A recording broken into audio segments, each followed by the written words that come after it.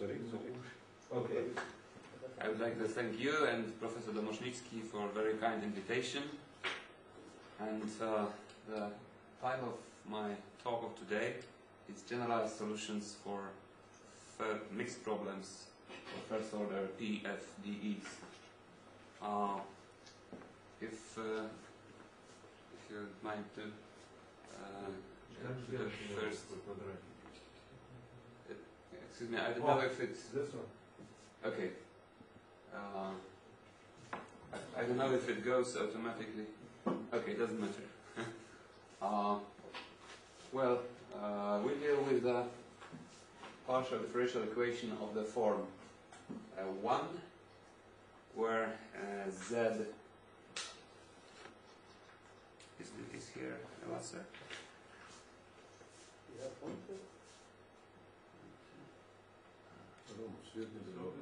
Okay. It does have Okay, no problem. Oh, thank you very much.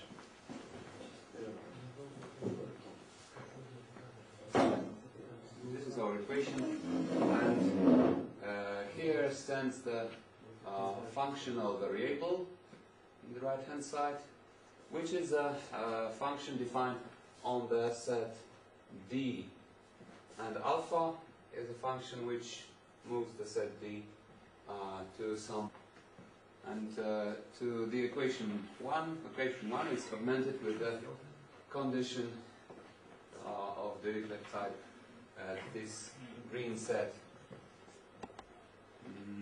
So it's initial boundary condition. I will show that several examples of more specific examples of this problem, which can be modeled. What is E0? E0 is initials, initial. Yes, the initial set. Initial set. And DOE is. This is the boundary set, which is not degenerated. It's thick in the sense of measure, right? So that we are able to calculate the spatial derivative of the data here. Spatial with respect to space variable x. We may calculate dx. If x is greater than yes, than b. This distance is non-zero, right? In each direction. Okay, so next slide, please. And how to do it? Yeah. So, this one? No.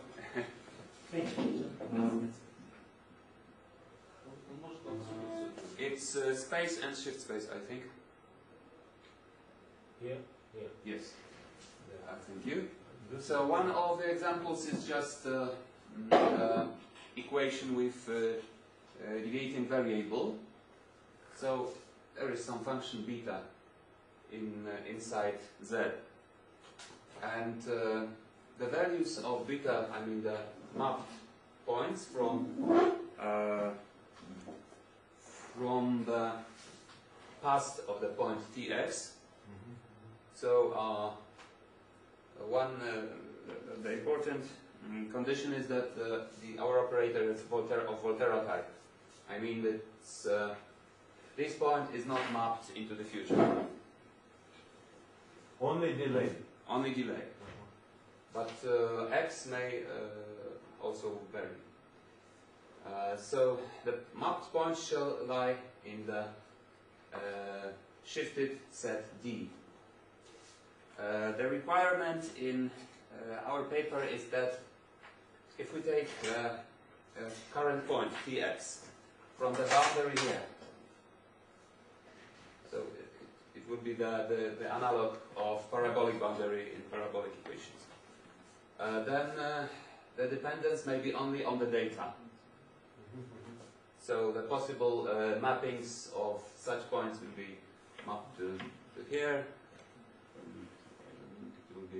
Could be mapped to the initial set, or as we can see in the next slide,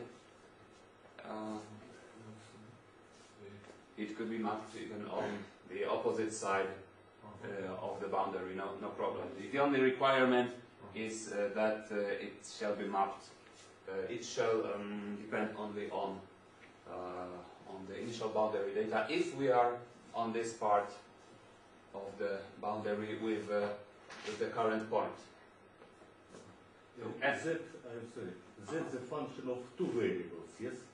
N plus 1. And here, Yes. And here Z is a function of beta of one variable. Yes, that's right. If the first component of the negating function is beta 0 of t and x, there's some additional difficulties in the proof arise. And next seminar I will show you the result which incurs such dependence on t and x, since there is some additional equation arise. Here instead of x or instead of t? Beta 0 of t Yes. Z of beta. t Z and is a x. function of two variables, t and x. Yes.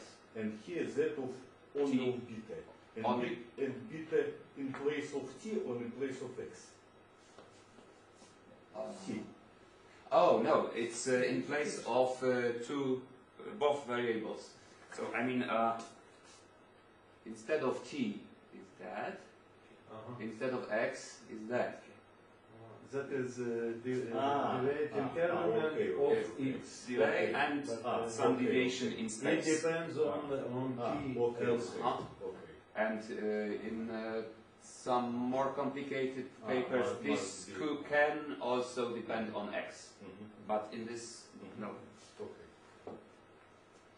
So now I would like to show also that our model covers functional integral equations, which will be shown on the next slide. Zeta of b beta 0 t. Yes, the same. Yes. Z of beta tx. Yes, and beta tx is this is Okay. This is, Beta tx. t and this is x. So it could be written here. It could be written here. So, sorry, it's made complicated. Sorry. The same thing is with alpha, right? The alpha 0 shall depend only on t. Okay, have the next slide, please. Next. Thank you. It's now a differential integral equation. Well, having this set B, we may choose a constant subset of it, measurable, say, and just move it with the function alpha. Subset B of this set B. So to have integral dependence of this type, we integrate over the set B, which is shifted. Without deformation. Pardon? Without deformation. It's constant on the shift, but some deformations are also possible. Where I will show it in a moment later. Also, next slide, please. Thank you. So our very condition that from this current point we may only have the dependence on initial boundary data. So, for example, from these points we may have this set only on the initial, right? So because for this example, if we move it here, so some part is out of the initial boundary set. But as the next slide shows, we may also consider varying intervals, which are subsets of D. So this is beta and gamma have n plus 1 component values, so they are vector valued. So this is integral over some interval in Rn plus 1. So this interval may vary in such way that it fits into the initial boundary set whenever we are with the current point on this part of on this line. So that This is that an assumption? You said it's an assumption to you? the essential here is that there should be no dependence on what's going on inside Okay. when we are on this line. No? Yes. So please, next. Thank you. So our notion of solutions are solutions which fulfill the equation almost everywhere, in that sense that for each x the equation is satisfied for almost every t, and the derivative, temporal derivative, exists almost everywhere with respect to time. Right? The solution shall be only continuous, absolutely continuous with respect to t. And the initial boundary condition is satisfied everywhere. The next page. And everything is done in some space for candidates for solutions, and a priori estimates for candidates for solutions are made. So we assume that some boundedness of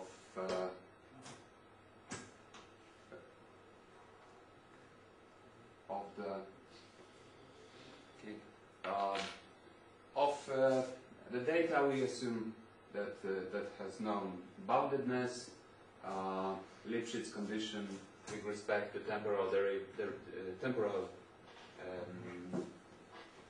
temporal argument with known Lipschitz constant, the same constant for boundedness. Lipschitz condition on initial functions. Yes? Yes, Lipschitz condition, and Lipschitz condition for its spatial derivative. And the same for the solution with possibly a little larger constants, right?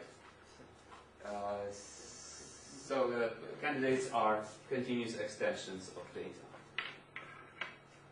So the next slide, please. Definition of condition like in the Mischke's approach. Not as Asbjørn said. What's the space? Z0, All this. 1 plus 1. Mm-hmm. So it's continuous with respect to t, C1 with respect to x, and Lipschitz. With respect to derivative, also with respect to derivative, continuous function, continuous in x. Continuous in t and x. In x. Yes, both. And of course, we consider the solutions which are local in time. So the subscript c in sets will denote just our domain cut at the moment c, right? Up to the moment c. Next. Next page. And in our approach, we also need some a priori estimate some function space for candidates for the spatial derivative, for the derivative dxz. So that would be the space for candidates for derivative with respect to x of solutions. Okay. and to consider the proof of existence uses the method of the characteristics, or characteristics depending on some additional parameters. So to be able to consider the characteristics, we need to make some assumptions first. We assume only that here we assume only that right-hand side is measurable with respect to t, but later on we will make some stronger assumptions on f with respect to time. Derivative with respect to last variable, where the derivative dxz in the equation stands, shall exist for almost every t, and for functional variables which have so c01 is are functions which are continuous with respect to t, and c1 with respect to x. This function b, so that we may formulate some local inequalities, local boundedness of dqf. That's some non-decreasing continuous function. So there is locality with respect to the functional variable, and the norm with subscript 1 is the norm in C01. And we also require a kind of Lipschitz condition which is also local with respect to functional variable. And this is necessary. Maybe at the end I will say why not here just a global Lipschitz condition, not to set, and I will explain why this is necessary here to be local. So the point is, if here was just L, just global Lipschitz condition, we couldn't consider, for example, equations with deviated variable. Yes, of such type which was at the picture.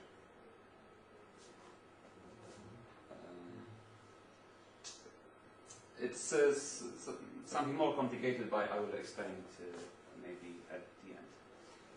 And we require also that the problem is well posed. I mean, the characteristics go into the domain from the boundary. So the dqf is well isolated from zero. Okay, the next slide, please. Thank you. We also require Lipschitz, similar Lipschitz conditions on the deviating functions, and the derivative of alpha prime of the second second, third, etc., and nth components of the deviation. Thank you. So now the characteristics are solutions of such Cauchy problem, where z and u are fixed. So with this z and u fixed, we denote by g, z, u, tx is. This is what the differential equation is delay now, no? Is it?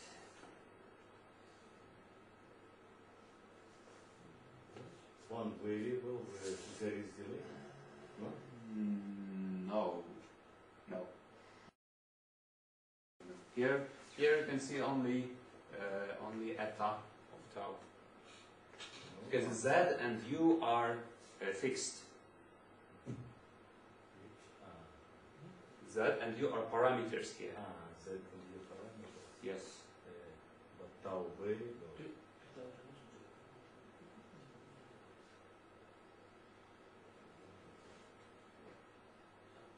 We assume that Z and U are known. So this is some dependence on Z at the set V somehow shifted, but here appears only tau and eta of tau.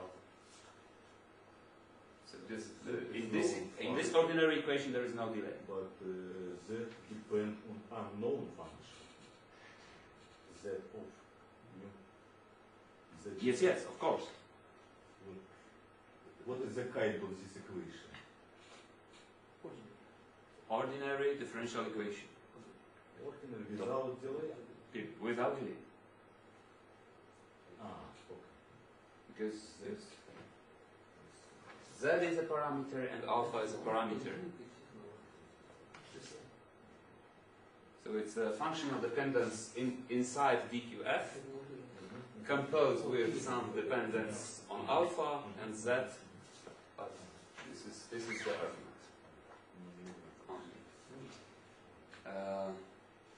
Right, well, then of course we assume that parameters are of our previously defined spaces.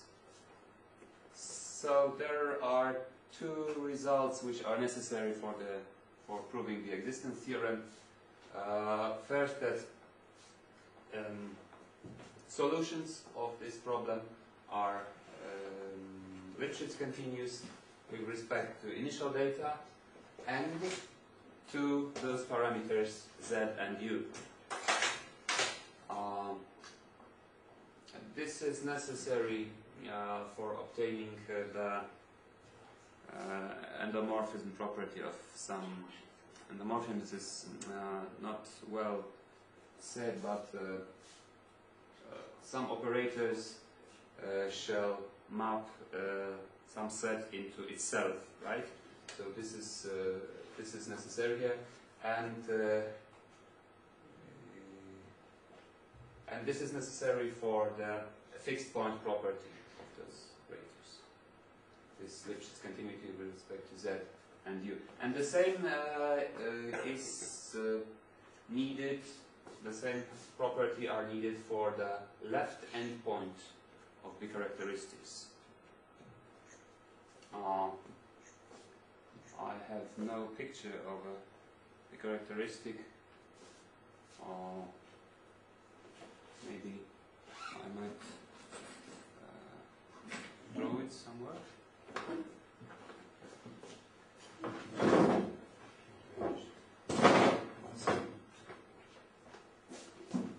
Here will be? Yes. Okay. So if we have The left side. Left side is better. left side, okay. So imagine our domain. This is the inside part. Okay, no problem. So here would be the starting point, Tx. And the characteristics behave like this.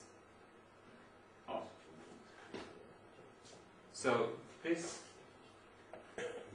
is temporal axis, and here is the point delta of ZU of T and X. All the characteristics may end here, or maybe at the zero moment with respect to the left, in the left direction, and they exist up to the wherever we want it here, with up to the right of our domain. Okay, so that was the explanation I wanted to make. Thank you. And the Lipschitz constant for these objects depends only on parameters of spaces. So if spaces for Z and U are fixed, then we get uniform Lipschitz constants. Of course, it depends also on the right hand side. Okay, may I get to the next slide? Yes, thank you. So to proceed, we need some more assumptions on the right hand side, such as local boundedness, local with respect to functional variable, and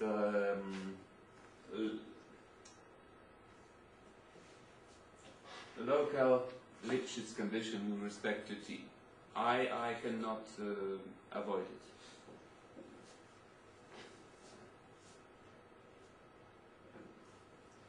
Other partial derivatives shall exist on the domain of f, but for almost every t, and they shall be locally bounded in some subset of the domain. I mean, not for every functional variable. For more regular, they shall be locally bounded and exhibit local Lipschitz condition. Okay. So this is the plan of our passing from the original problem to the integral functional system, which is in some sense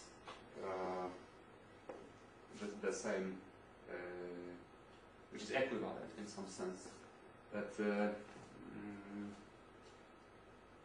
classical solutions of this integral system lead to generalized solution of our problem. So first we introduce additional unknown function. So we replace the spatial derivative by some additional function.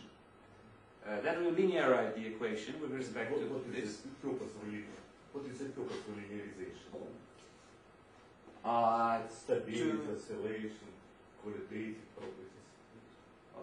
To get the problem which will be weakly coupled system of quasi-linear equations. And asymptotic properties of such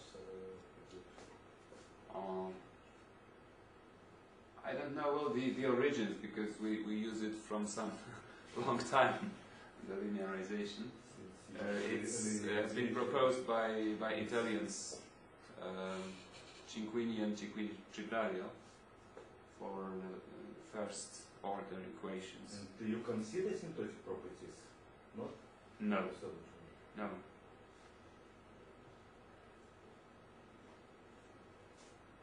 This is only. You mean asymptotic with respect to time? With respect, yes. No, we don't. This is only local existence with respect to time. So the second point produces one equation, and the third produces second, third, n plus one, n plus first equation. So we differentiate. I will show it in a moment. N is the number of components of X. This system we consider along at points on the characteristics, and we integrate it along the characteristics. May I have the next slide, please? Thank you. So this is that system. The first is the linearization. So this is the F is our original right-hand side. It looks like the beginning of the Taylor's series, right? With respect to U and the XZ. And this n plus 1, the row second and third, is obtained with differentiation of the original equation. Our assumptions are such that we may interchange the mixed second derivatives here, so to have a weakly coupled system. This is important for us. The next step is to replace the dxz here by u, so not to have dxz in the system. The next slide, please. So we make it on u. Next. Oh, and this is that system along the characteristics. So we consider it at points tau, g of tau. G is short for g, z, u, the point tx, right?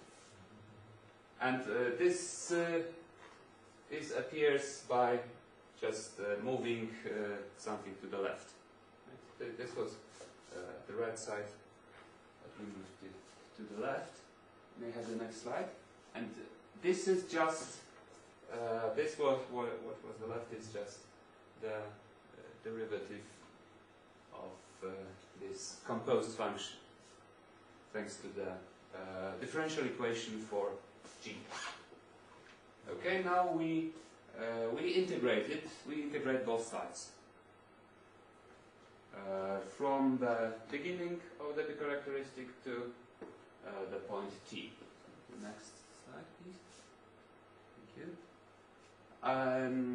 In the meantime, we need to specify our space for candidates for derivative to be continuous extensions of derivative of data. Okay, next, please.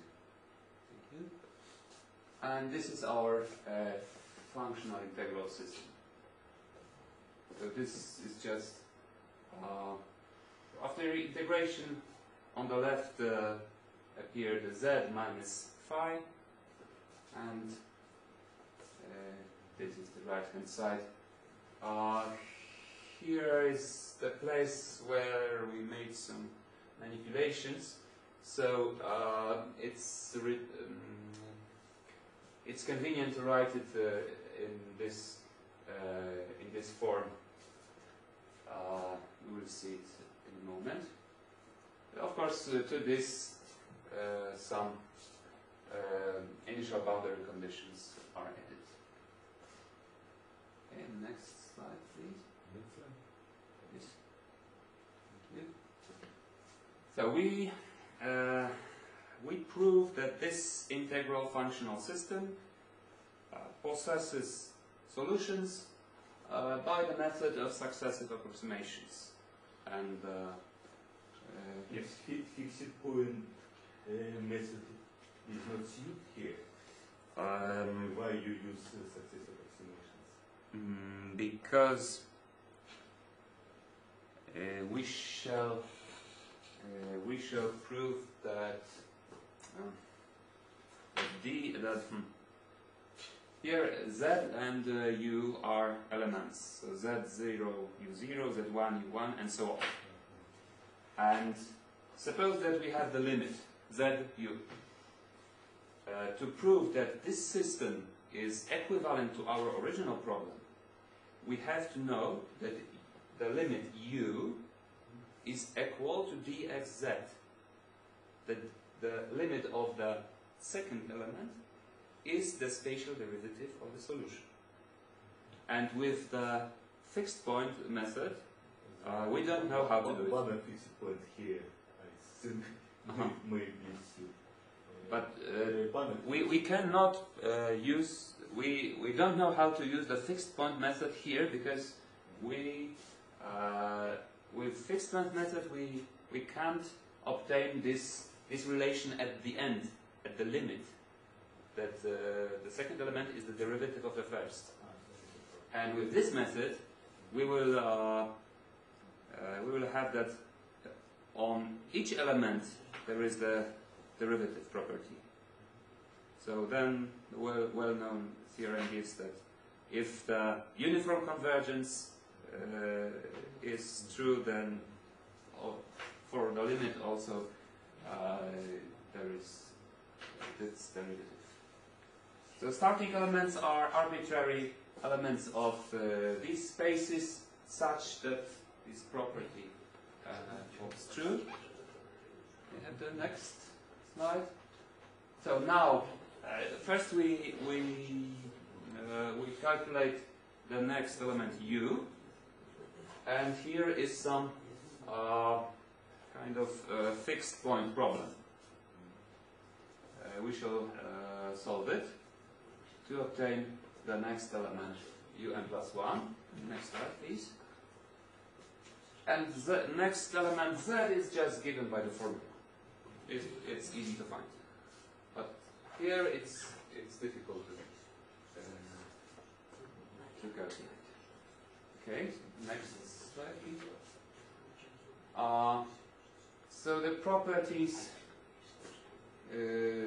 are, which we proved, are that this operator, which is used to construct element u n plus 1, maps this class. There should be, I'm sorry, there should be dx phi dot c here. So there should be this space which is in the first row. But this requires to choose the parameters of spaces appropriately. And here appears the condition. Here appear the conditions on the length of the time interval of existence in this lemma. The next slide, please.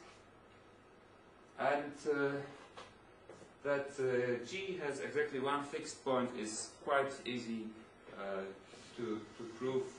It uses the Lipschitz continuity of G and delta with respect to Z and U, and we get some integral inequality for this operator, and using suitable norm with Chebyshev norm multiplied by some exponent, we may in this norm we may weighted spaces you use. pardon? Yes, it could be in this space it's a contraction. Okay, next slide, please. And the hardest point and the longest proof in this paper is the fact that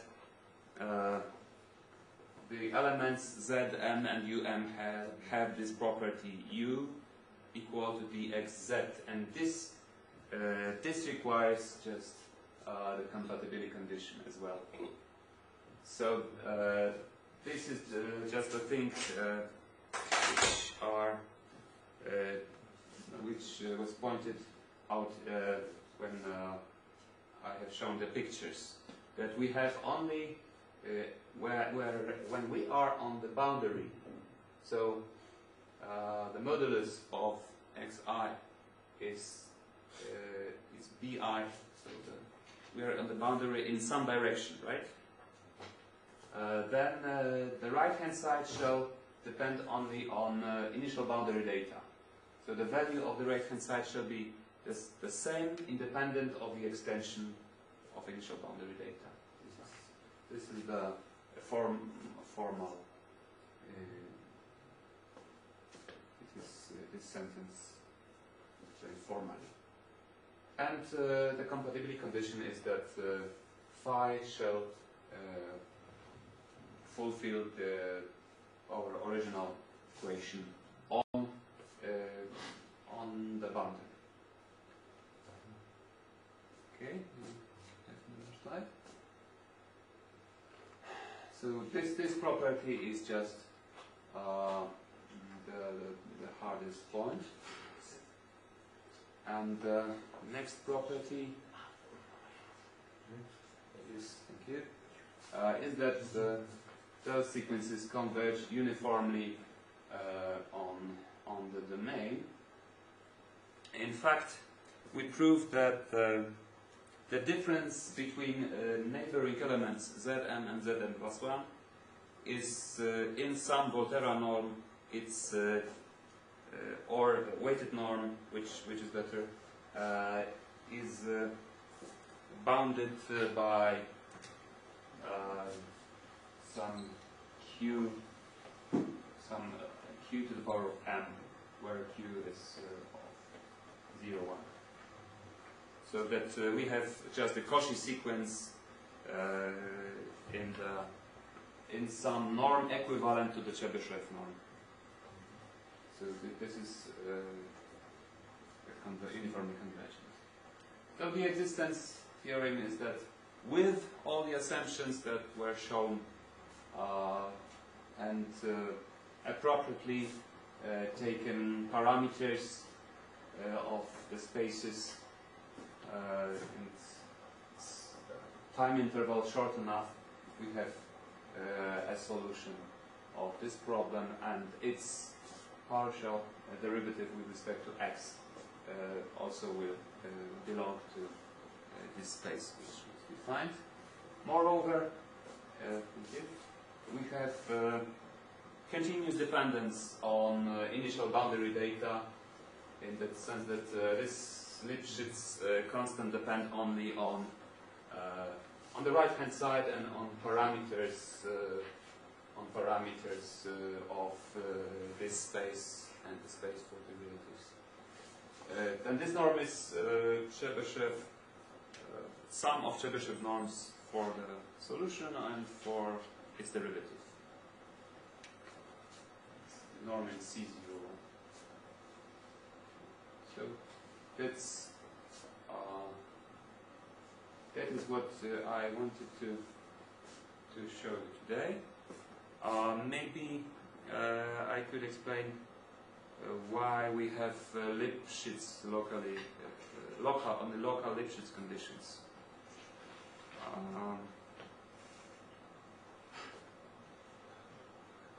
If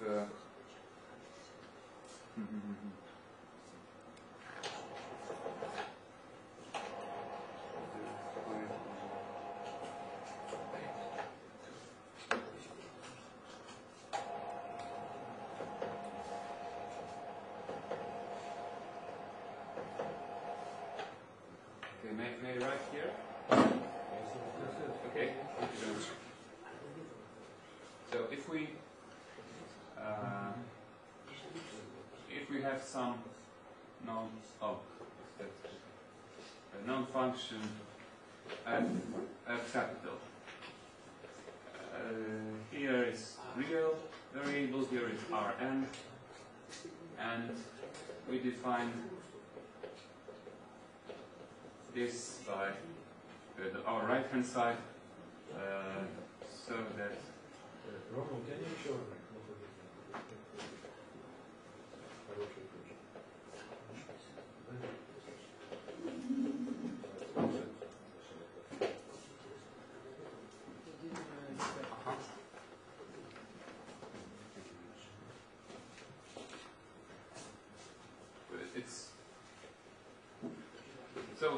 the point is that our equation we want it to be in the following: f dx z of beta, which was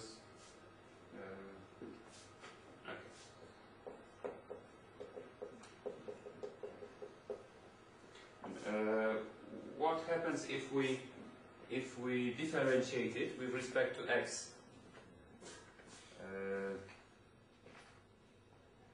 Then we have such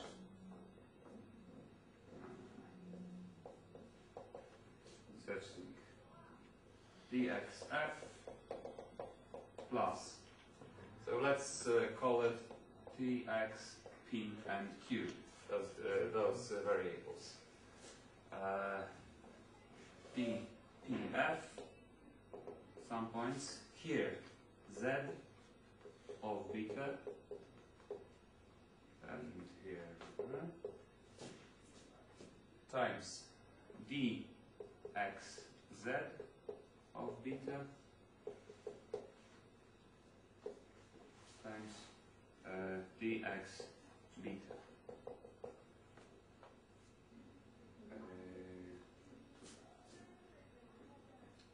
here shall be only Q.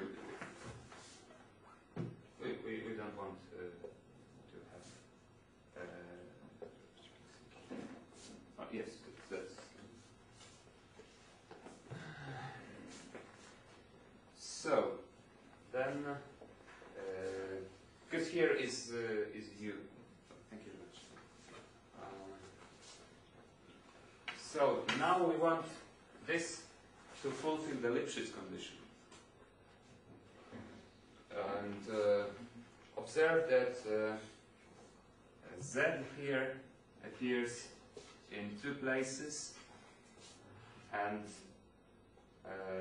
no global Lipschitz condition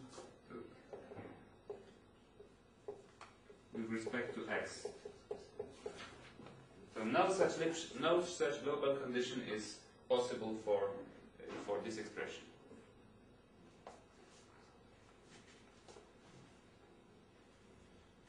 So, for example, dp is Lipschitz with respect to this place. This we take fixed, this fixed, and it's easy to see that here will be Lipschitz condition with respect to that place. Z is Lipschitz, okay, but here the coefficient will be dxz. So it shall be this constant shall be local with respect to dxz. I think it's okay. So that's all. Thank you very much. Thank you very much. Questions, please. What is the difficult part of your proof? It's the proof is technically difficult. I mean that proof of equal to dxzm. Since we prove it by writing the expression zm. Okay, I won't write the indices, but z in the point t x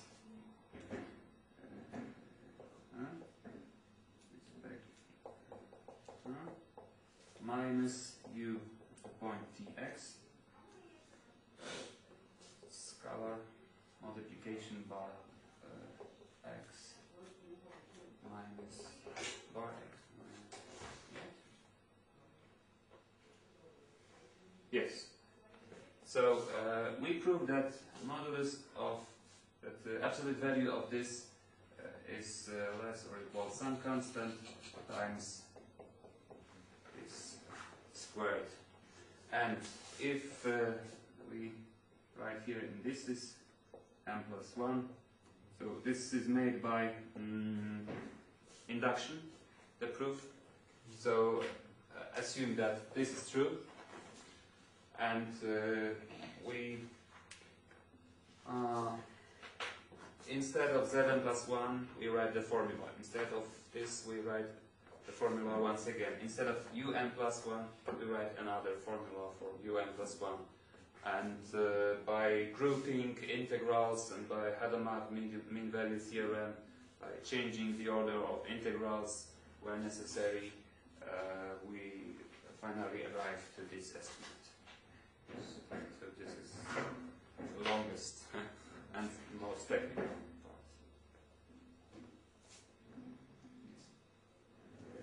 And how do you use fixed point theorems?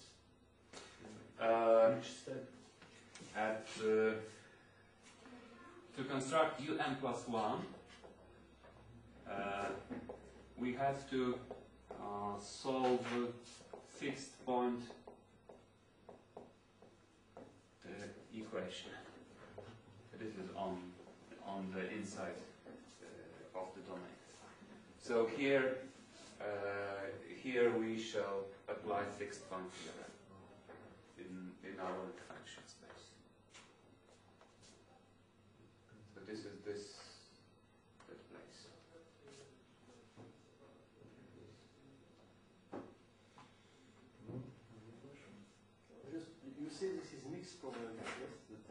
initial boundary.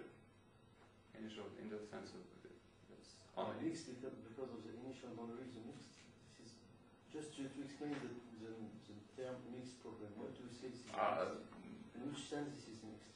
That we have condition on initial set and on the boundary as well. Maybe maybe my terminology is not yes, quite. Just a question because you have initial and boundary condition together. Yes. In that sense. Okay. Jakob, you have a question? No. Oh. Thank you very much, once more. Thank you very much. Ребята, Леня, вы лучшие свои поменяли, Леня. А может дать? Да, я могу и так в кабинете. Сейчас. Просто мне жалко их выбрать. Нет, Да.